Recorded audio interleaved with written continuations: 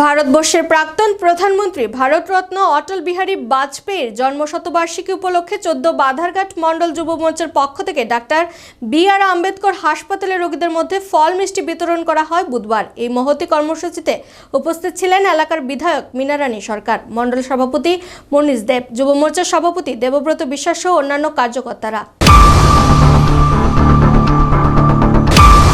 ভারতবর্ষের প্রাক্তন প্রধানমন্ত্রী ভারতরত্ন অটল বিহারী বাজপেয়ীর জন্মশতবার্ষিকী উপলক্ষে 14 বাধারঘাট মণ্ডল যুব মোর্চার পক্ষ থেকে হাপানিয়া ডক্টর বি.আর. আম্বেদকর হাসপাতালে রোগীদের মধ্যে ফল মিষ্টি বিতরণ করা হয় বুধবার। এই মহতী অনুষ্ঠানে উপস্থিত ছিলেন বাধারঘাট কেন্দ্রের বিধায়িকা মীনারানী সরকার। বাধারঘাট মণ্ডল সভাপতি মনীষ দেব বলেন, অটল বিহারী বাজপেয়ীর দেখানো পথকে অনুসরণ করে আমাদের পথ চলা, সুস্থ এবং সুন্দর সমাজ গঠনে তার দেখানো পথ আমাদের পাথেয়। তিনি হৃদয়ে থাকবেন বলে জানালেন মণ্ডল সভাপতি। ভারত মায়ের কৃতি সন্তান প্রাক্তন প্রধানমন্ত্রী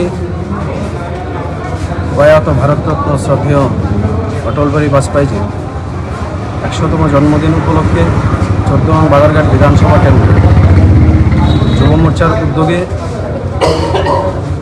ত্রিপুরা মেডিকেল কলেজে